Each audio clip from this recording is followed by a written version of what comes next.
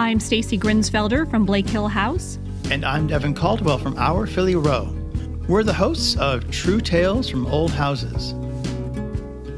Hi, Devyn. How are things in Philadelphia? Things are great. It's a beautiful day here. We are almost at peak colors, and every day is like the most beautiful fireworks display you've ever seen. It's gorgeous. Wow, we're just starting to turn here. It's amazing how we're not that far apart, but just the fact that you're north of me, it works its way south. Yeah.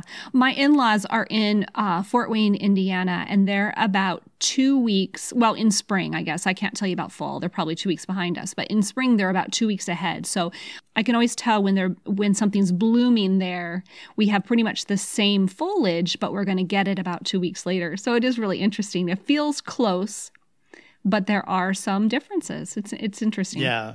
Yeah. I love the four seasons on the East Coast has the four seasons, and I really do love that. Right. It is true. I think we technically have four. Our spring is a little bit sort of like mud season. I guess that's similar to Vermont and New Hampshire in a way. We barely feel spring here, but we do have four seasons, and I like that too. Today's episode kicks off our annual October Ghost Story series. Now, every October, we do tell lighthearted ghost stories about, well, they've been mostly friendly ghosts, a little mischievous from time to time. Mostly, yeah. And Devyn, truly, before True Tales from Old Houses, I had no idea how many people really believed in paranormal activity. I probably just wasn't really paying attention. I'm not sure. But my very limited experience led me to believe that, experiencing things like ghostly phenomena, it was reserved for like maybe Wiccans and my 95-year-old grandmother. I don't know, and of course, grandma, 95, maybe she's seeing things that aren't really there. I don't know. Perhaps. Well, I have to admit that, by nature, I'm a bit of a skeptic, but I'm also open-minded to things and willing to accept things. Although I'm so fact-based in everything that I think about. But, I wouldn't rule out the possibility that there is something there. And you are like so many people. I had an experience, and maybe next episode I can tell you about it if you want to, that really kind of changed my mind. I kind of asked my family, I took an informal poll. My mother does not believe in ghosts, nor do my children. And as a child, I feel like I was kind of afraid of everything. So I don't know what made them so brave. And even Andy, despite having an actual paranormal experience that he described, I believe it was episode 17. Oh, it's titled, "This is Not a Dad Joke." Even Andy's like, I'm a man of science. That is not a thing. But I do have one regret. I never really had a chance to ask my dad, but honestly, I suspect he probably would have said no. No matter what we believe, it's always fun to record these episodes. Yeah, it is. It is, for sure.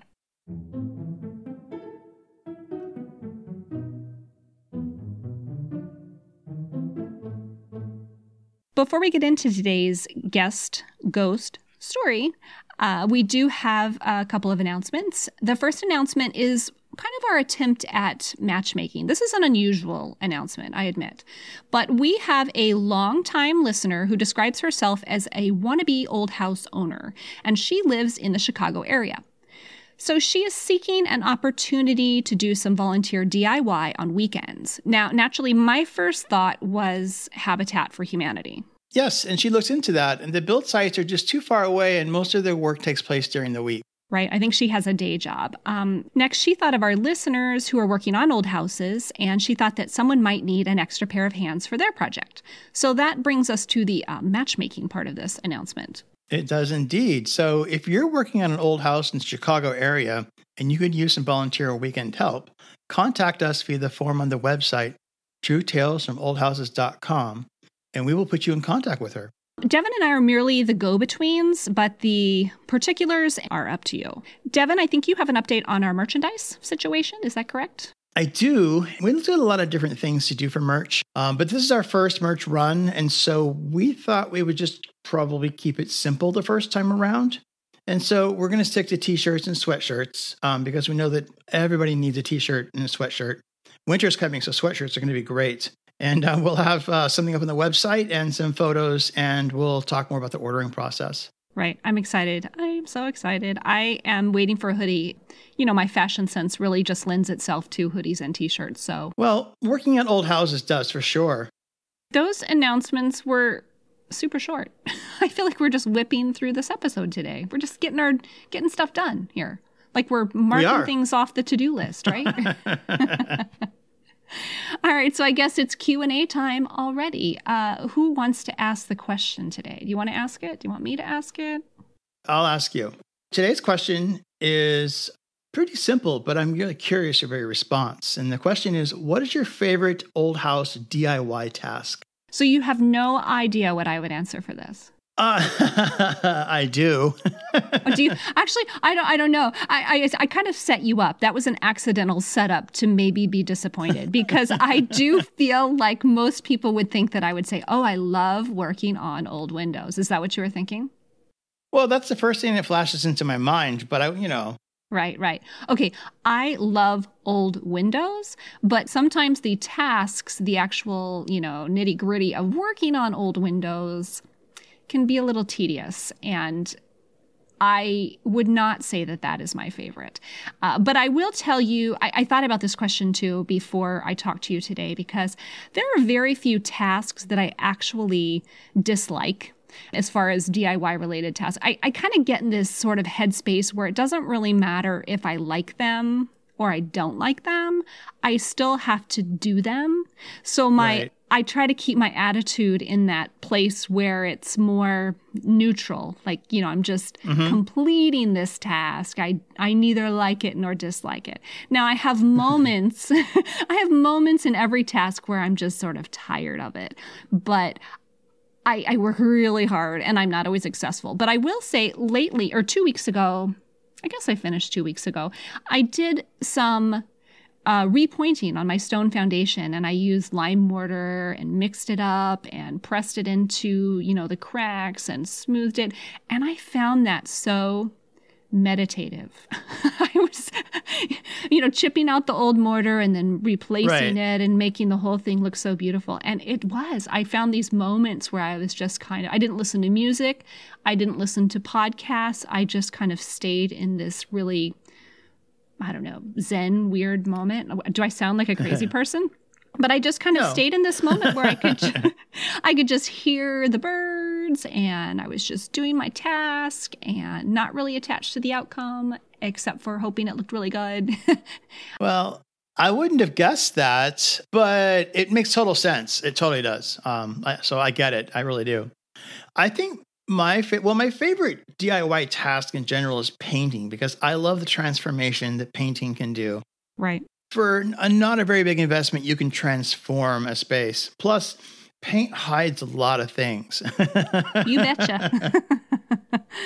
But I think, interestingly enough, my favorite old house DIY thing, which I haven't done much of in our house currently, but I've done in virtually every other place I've ever lived, I love to strip the paint off of the metal door hardware. Oh, yeah. It never fails. Doorknobs and door latches and all of that get painted. I love to go in, especially like with mortise locks, take the mortise lock out and clean it up and re-expose the brass edge and clean up the doorknobs. And the same goes with like light switch plates and, especially vintage light switch plates, get the paint off of those things, because those are the details that really stand out to me when I come into a room. When I can see the door hardware, it just makes me smile. Yeah. Oh, that's a good one. So I have not done it much in our new old house, our current house, mainly because almost all of our door hardware is rim locks, and I'm just not as familiar with rim locks, but I'm learning. I have this theory about painting hardware. Like, I really think that at first, some people painted it just to not have to shine it up anymore, maybe just for ease. But then I also think that, over the years, somebody came in and got a little bit of paint on the hardware. Then the next person got a little bit. Mm-hmm. And then the third person was just like, you know what, just paint it all. It looks terrible. Paint it all. Rather than taking it off and removing the paint. So I don't know if I'm right, but it's a big old pain in the neck. Yeah, I'm definitely of the school of removing as much hardware as possible when you do a paint job. Yeah, for sure. It's so easy. It's so much easier than removing paint from hardware, everyone. So keep that in mind. Yes, it is. Keep that in mind. Hey, Stacy. We usually take a pause during the interview portion of the show to talk about ways to support True Tales from Old Houses. How about if we do it now instead? That's fine by me. We'll let today's guest just roll on through. How about if I start? Sure. All right, here are some non-monetary ways to support True Tales from Old Houses. Tell a friend or anyone who loves old houses about the show, or share us on social media. As you're listening to an episode, take a screenshot and share it with your friends and followers. You can also leave us a rating and review wherever you listen to podcasts. And we say it all the time because it's true. Those ratings and reviews help people find us and let them know that this show is worth a listen. Now, if you're able and you'd like to help with the overhead costs of producing the show, or buy us a cup of coffee, you may choose to make a one-time or recurring donation over on the True Tales from Old Houses website. If you donate in the $20 to $25 range, we will send you a coffee mug with the True Tales from Old Houses logo on it as a thank you gift. Thank you for your generosity in all ways. Without you, there would be no True Tales from Old Houses.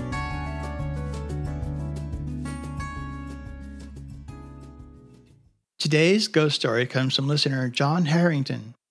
It is about items lost and then found in the most serendipitous ways. Is there a benevolent someone or something watching over John's house and family? We'll let you decide. I'm John Harrington, and I live in the Enos Kellogg House, which is a 1770s saltbox farmhouse in Norwalk, Connecticut. All right, welcome. It's so nice to have you here, John. Thank you. Pleasure to be here. Thanks for having me. Yes, we're glad you're here. Wow, 1770s. That's older than I thought. The date keeps moving. We bought it. We thought it was 1750s. Then it bumped up to the 1780s. And then the deeds keep turning up. And we're about 1774 now is where we think it was originally built. Very, very interesting. So tell us a little more about the house, because I want to hear more about the house at the moment. Sure. The house was built as a farmhouse, kind of a subsistence level, one family, one farmhouse in Norwalk. Our town was founded in the 1640s. It was kind of one of the early southern Connecticut towns that was settled. And the family that built our house, the Kellogg family, was one of the original settler families for the town. And they kind of started moving inland from from Long Island Sound. And our house was kind of the second tranche of development as they moved inland a little bit. So the Kellogg family owned all the land around our house and started parceling it out to the kids as the years went by. Our house was actually built we think it was built by James Kellogg, who lived here for about 10 years, 15 years, and then sold it to his cousin Enos Kellogg, whose family then lived here until 1917. So passed down directly in the descendants of the family until then. So I know Kellogg's cereal. Are we same thing, same difference? How's that related? It's a very, very, very distant relationship. Yeah, they moved up to Michigan. Parts of the family did eventually. They moved to Ohio and up into Michigan, I think in the 19th century. So there's some connection, but I won't make any claim to it. Okay. So what's the connection, or who is the Kellogg family that owned so much land in Connecticut? They were, as I say, one of the early settling families of Connecticut, because they were one of the first ones to get land grants down in the southern part of it. Them and I think there's like maybe 6 other families. They divided up huge swaths of land in the early 17th century.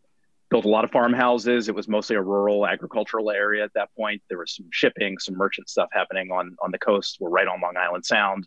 So it's a nice, there was a good harbor in Norwalk. There was some commerce there, but definitely it was mostly just agriculture.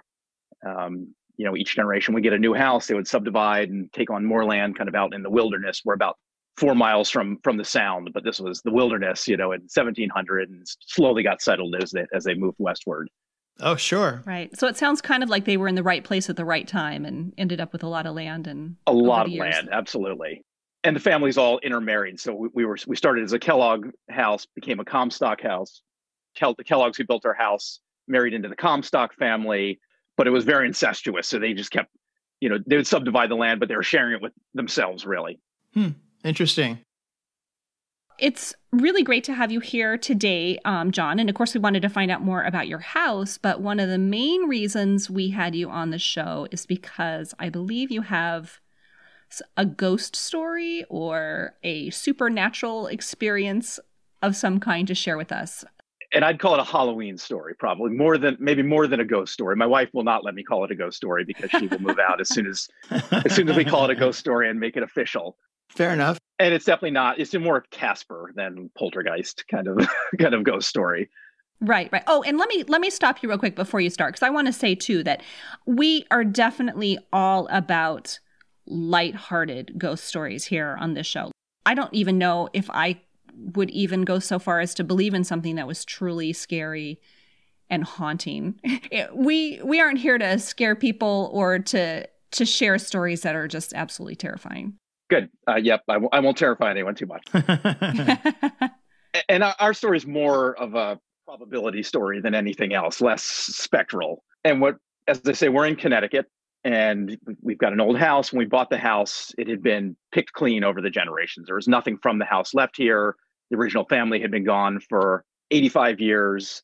There were really no connections, no history to the house. Everything was more or less lost. But what we found is the house seems to have some sort of magnetic pull to it, which is a little strange. We keep finding little tidbits of information. People reach out to us. We randomly stumble on strange things. And we tell people, are like, how could that happen? There's no way. There's no way that could happen. The best example of that actually took place on Halloween in 2009. Fitting. Exactly. It became a little creepy, the timing of it. But at that point, I'd been doing research on our house, trying to figure out more about the owners and who had lived here in the past, which I always thought was super interesting. And my parents, who live in Maryland, where I grew up, are also kind of antique, old house people. They're really into that. They go to a lot of auctions. And so it was actually the day before Halloween in 2009. And I get a call from my dad, who prefaced it by saying, "This is going to sound crazy. You're going to think I've lost my mind finally," which you may have suspected already, but that's not happened. He said, your mom and I are driving. We're going to an auction in Pennsylvania today. There's some stuff we wanted to look at. As we're driving along, we passed a fire station and in southern Pennsylvania, and they had a sign out, country auction, something like that. So they said, "Oh, we'll stop in, take a look and see what there is to see." So they pull in and start looking through the stuff that's there. And my dad, who's a book collector, sees a card table with about 6 books on it. So he beelines right for the card table, starts looking through the books, and he picks up a photo album, a red kind of, little 12x8 photo album, and starts flipping through it. It's like, these old Victorian pictures of old houses and churches and farm lanes and things like that. And he gets to maybe the third or fourth picture, and he says, "Oh, that looks like John and Jenny's house." It's a white salt box, pretty distinctive profile, but very typical New England. There's thousands and thousands of them. And he flips another page. He's like, "Oh, that looks a lot like their barn." And starts flipping more pages. And he's like, "That looks wildly like their house." So that at that point, he picks up the cell phone, and which is amazing for him. He's not very technologically capable, but calls, and that's the call I took. So he starts describing what he's seeing, and I'm like, "Yeah, it sounds like our house," but of course, there's zero chance that it is. It's some other house. And so he's describing where trees are in the pictures. And I'm kind of looking out the windows. I'm like, "Well, there's a big tree there, or there's a stump there, or, a few things, there's nothing there anymore." And he's going through and he gets to a picture that it's an old carriage shed, it looks like, or maybe a little cider mill or something like that. He's squinting at trying to read, there's writing, an advertisement on the roof of the picture. He says, "I think it says Comstock Brothers something or other." So of course then I'm like, "Oh boy, our house," at that point, this would have been Victorian era, around 1900, 1890s, was owned by the Comstock family. Wow. Yeah. Details, check. Everything starts to mesh up with our property. So of course, at that point, I'm, don't leave without buying the photo album, whatever it costs. Right. So he takes it up and goes to ask him about, when's this coming up for auction? Not till the next day, which would be Halloween. It was a Halloween auction. So I said, "Leave a bid, put $1,000 on this photo album. I don't care what it costs. I've got to have the photo album." So they leave a bid, go back to Maryland to their house, drive back up the next morning for the live auction. And, I think there were 2 bids on it. They paid $20 for this photo album. Bring it home. They take some, little phone camera pictures and send them to us. I'm like, "Sure, that looks like our house." And then we had to wait, of course, until the next time my parents were coming up to Connecticut to see it, which was weeks, maybe a couple months. And they bring this album up, and sure enough, it's a full Victorian photo album, probably 30 pictures of our house, other buildings in the town of Norwalk that we can identify, buildings that are gone where there are foundations, but just an unbelievable archive. Pictures of the people who own the house, which is amazing. To see the family standing in front of our door, or the original front door in the house. We can, I scanned all the pictures so you can zoom in and see all the details. Just an unbelievable record of the house. That's amazing. Incredible. I figure, statistically, what is the probability of that happening? It's got to be zero, pretty close to zero, as close as you can get to zero. And let's make it clear, too. You were in Norwalk, Connecticut, and your parents were in the middle of nowhere, Pennsylvania. They were out in the country in Pennsylvania, somewhere down near York, Lancaster area, southern Pennsylvania. So how does this photo album get from our house there, Right. And I guess I just called it Nowhere, Pennsylvania. That sounded really terrible. I meant somewhere very nice, but rural Pennsylvania. Exactly. Off the beaten path in Pennsylvania. Yes. It is a surprise. I mean, your parents ended up there at the same and randomly went to an auction and randomly found a photograph album. And randomly recognized what it was. Yeah. Which is, I could have picked up that photo album and probably would have been so skeptical I would put it right back down and said, nah, that looks like our house. Isn't that neat? And salt boxes are very, very common in New England. Very much. Absolutely. And, our house profile is very non-distinct. I would say there's lots of them that look like us. Just fascinating coincidence. And then just more things tend to kind of find their way back to the house. I said there were people in the pictures there. Now, I had no idea who any of the people were because none of the pictures had any writing on them. I'd say about a third of the pictures in the album were gone. So there was no key to any of the information. And then probably a year or two later, I get a random email from a woman, Debbie, who had read, I keep a blog about the house to kind of just to document our restoration process so I don't forget anything we've done. A good place to store photos of it and things like that. And she had been doing genealogical work. She lived in Texas at that point, and was tracing her ancestors to her Comstocks. Found the blog and said, "Oh, I think my Enos Kellogg was my great grandfather." And we, exchanged some emails about that. And she's like, "You know what? I've got a box of stuff from the family. Let me just see if there's anything useful in there." The next morning, I get an email from her like, I found stuff. And she had found pictures, which was basically the Rosetta Stone, because it was family pictures of the same people that were in our album, all marked on the back. This Comstock, that Comstock, this other Comstock. Wow. So, I could instantly see put a name to exactly who the people were standing in front of our house in all these pictures, which is just amazing. And I mean, the coincidences are weird. The Debbie, who calls herself my house cousin, lived most of her life in the same town in Maryland that I grew up in, totally randomly. Yet, I live in the house that her ancestors built in the 1770s. Yeah, and then the old house community becomes very small very quickly. Yes. You find a lot of confluences and interesting tidbits Very true. that pop up. So while you were telling that, I did lose my internet just a hair. So I do have a question that you may have already answered, but I wanted to reiterate. So do you feel like some of those pictures that she found might have been pictures that belonged in that photograph album? I don't think so. They were slightly different size, so I don't think they came out of that album, but they were certainly almost from the same time. The facial hair, there were some really good Victorian beards and mustaches on some of the people, and they were, they matched up. The ages looked pretty much the same. So I don't think they could have been off by more than, maybe 10 years different, if that. Right. But there are great pictures of the house itself too. And this is at a time when you didn't have your iPhone camera. Most people didn't have a camera at all.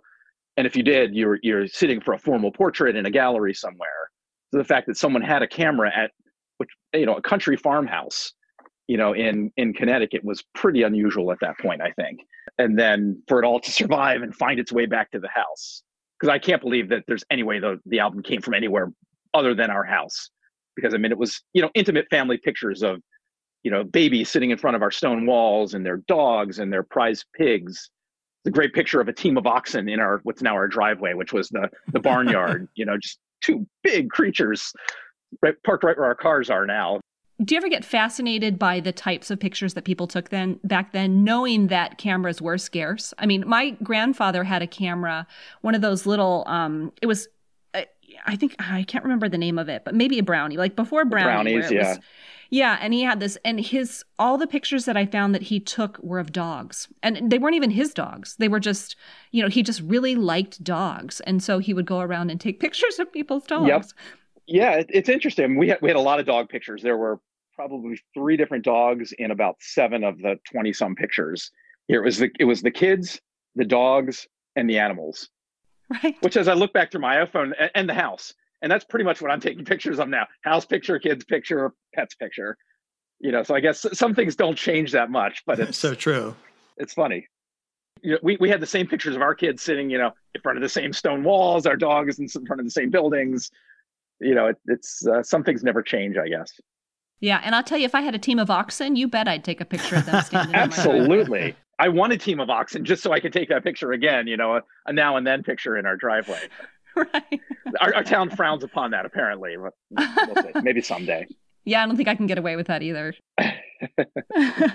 So that's interesting, this idea that, I mean, I don't know, we're talking about, like you said, spectral, ghost, paranormal, but this idea that maybe all of these artifacts have kind of left the house, but the house is somewhat drawing them back in these random ways. Yeah, and we see that with information, little tidbits, weird things that you would never know until someone stops by the house. We had someone stop by the house a few years ago who was deep into his 90s, and he was visiting from Florida, and he wanted to stop by on the way back. His father had been the head gardener on the property in the early 20th century, when it was kind of a gentleman's farm for a rich ophthalmologist from New York City. He would come out here on the weekends and play farmer. And he used to help his dad out on the property when he was 12 years old. He said, "Oh, I remember the doctor driving his Model T into the barn across the street, which is now a house." But he said, "Yeah, they used to park it right there." And I remember when they moved, they disassembled the front porch that was on the house and moved it to their new house up the street in New Canaan and put it on there. And we had pictures of the house with no porch originally, then with a porch, and then now with no porch again. So it kind of filled in. What happened to that porch? Well, they moved it up, a mile up the road. So little things just find their way back. Another, like the material objects. Again, my parents, they seem to be the conduit for this. I collect stoneware and redware pottery. Norwalk is a big center of that in the 19th century. They made it and shipped it all up and down the East Coast. And there was an auction again, in Maryland, of pottery, and there was a big redware plate made in Norwalk. It's a very distinctive looking kind of pottery. And they would write names across the front of it or little sayings. And this one said Enos across the front of it. It was made 1830s. And, I looked at all the records for the town. There was 2 Enoses who lived in our town. The one who lived in our house for 40 years and who died right about 1830, who died in 1832. He's buried up at the end of our street. And then his namesake nephew, who was born a year or so within Enos's death. So I've got to think it's almost certainly a commemorative for one of the 2 of those things, which means it may well have come out of our house originally as well. So my parents, of course, went to the auction, bought the plate for me. I wasn't going to pay the money for it, but they gave it to us for a Christmas present. Just weird things that come full circle, I think. Right. And that's way better than scary ghosts and things like that. These are just fun stories. They let us actually sleep in the house and not freak out too much. But it does feel like there's something, swirling around that tends to, that wants to restore an order somehow to where things should be or where they're rightfully meant to be. Well, you have had some experiences that give you pause. We're not going to call them ghost stories because your wife may listen to this and ghosts don't exist. Unexplained phenomena, yes. Yeah. You heard it from me, folks. I'm refusing to believe today. But yeah, no, I should clarify that in that I used to think that I didn't believe in any of this. But the more I do this podcast, and I mean, I wouldn't put my finger on it as a ghost, but yes, there are unexplained phenomena that I don't necessarily have the answers for, and I don't require the answers at all. I find them interesting, and maybe there are things that don't make sense to me, but it doesn't make them not true. Exactly. And we had that from the first week we lived in the house. We were doing a massive beginning kickoff to the restoration because the house was in terrible shape when we bought it 19 years ago, which is why we're still restoring it 19 years later. But we were at the point where we just moved out of our apartments in New York City. We were finally living in the house, but we were living in our TV room, which was the kind of one of the parlors for the house originally. And there was construction going on everywhere. And the only thing we weren't dealing with was the electrical, because that was such a huge project. We were going to deal with that a little bit later. But every single day we would be in the house and light bulb after light bulb would burn out in the house. Not as power tools were being used, just randomly bulbs would go up, you replace them, they'd go out again. So it got to the point where Jenny, the severe non-believer in all of this, stood up one night when another light bulb goes out. She stands up and just says out loud, "All right, ghosts, we're here to save and fix up this house. We're not going to do anything to hurt it." That was the end of it. No more, no more burn bulbs. No more popped anything. So that was the point when she stopped wanting to know anything, because I think she felt that it was a little too real for her at that point. Right. But we've had that. We've got one room that it's a upstairs bedroom, one of their original bedrooms in the house, and everyone sleeps really well in there. But dogs have a tendency to track across the room as if someone had walked into the room and walked out through an area where there used to be a door but no longer is, which is a little strange. That's my son's room, and he's more open to supernatural things. He's the only one who says he's actually seen something apparition-like there. He had no fear about it. He's very matter of fact. He's like, "Oh yeah, I saw a little boy lay down in my bed next to me last night for a while, and I watched him for a while, and I was a little scared, but not really, and then he disappeared." That's wild. Which is great. And he's 11. This happened maybe 3 years ago, and he's still very matter of fact. That's what happened. And the closest I've gotten is when my daughter was born.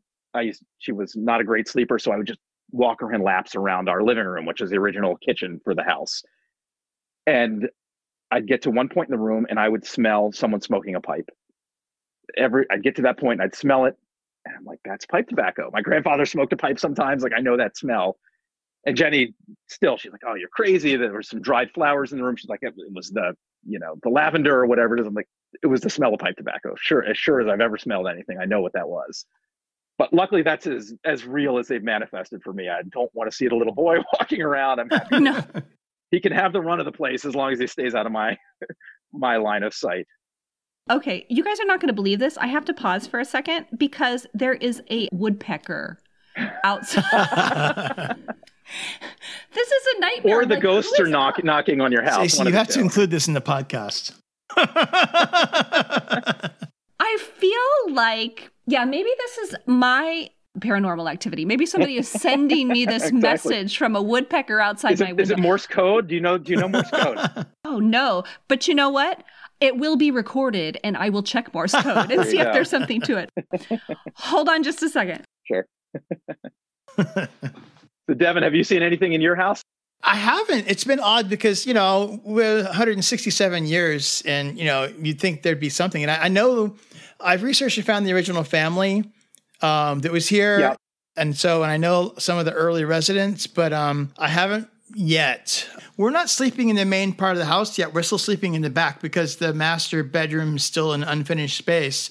And we have no bathroom above the second floor. So when we get a bathroom installed, we'll move to the front of the house where we should be. Maybe then. That'll be the real test to see who else is residing there. Yeah. Because I will literally go for a week or two at a time without even going into the rooms. Yep. All right, I'm back. I have short-term scared the woodpecker away.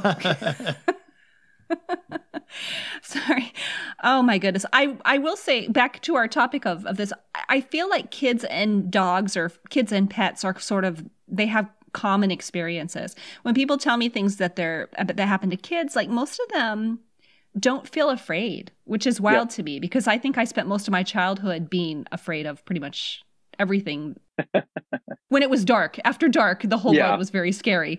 And I find it very interesting that most of the kids who have actual experiences, not just are afraid they'll have experiences, are not worried at all. They're kind of just interested, inquisitive. Very matter of fact. Yeah. And likewise, the pets are the ones that seem to be able to sense something when humans have no clue. It's interesting. Of course, I Googled, ghosts in old houses as soon as we started having weird things.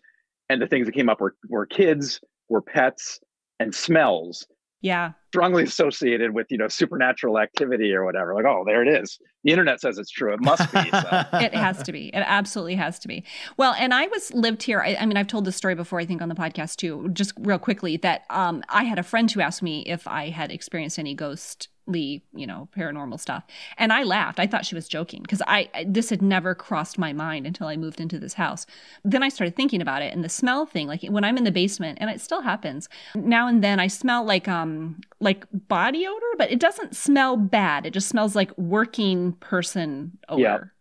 And it wafts here and there. And I smelled it just this week. In fact, I was working. I don't smell it all the time, but that was probably one of the first and that had happened right from the beginning, and I just never even noticed. I noticed, but I didn't ever put my finger on anything like, oh, that's weird. There's something strange somewhere here in the basement. Yeah, exactly. Interesting. I'll have to keep attuned for that, see if I smell it. Make sure it's not just my kids, who have their own smells, but no. Well, that's how you know, because your kids smell, and your dogs smell, and this is neither of those two things. We will be sure to include links to the blog and the show notes. So, in fact, even the post about your ghost experiences or your non-ghost experiences. Right. Thank you. Your coincidences. Exactly. Plus, I'm sure our listeners would love to learn more about your house, too. Yeah, absolutely. And they may prompt me to actually update the blog, which I've neglected woefully for the past couple of years. We'll see. John, would you like to share the blog website address?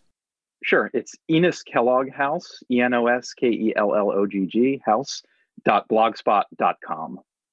And if you Google Enos Kellogg, that's usually the first thing that comes up. Awesome. Great. Is there anything else you wanted to share with us today? No, thanks for the opportunity. I'm like Devyn, I'm an introvert, but other than when it comes to talking about my old house, in which case people are like, oh, enough already, please stop. So thank you for providing me with a welcome forum for that. I appreciate it. I can talk about my old house endlessly as well. Yeah. Well, I can talk about anything endlessly all the time. So, all right. Well, thank you so much for being here today and telling us your story. And this is really cool. Now I'm going to look at photo albums at auctions and just wonder. I know there are some websites that find pictures of old houses, and it's kind of like a dating website. I found this picture of an old house. Is this your old house? Or misconnections, that right. thing in the newspaper. Yeah.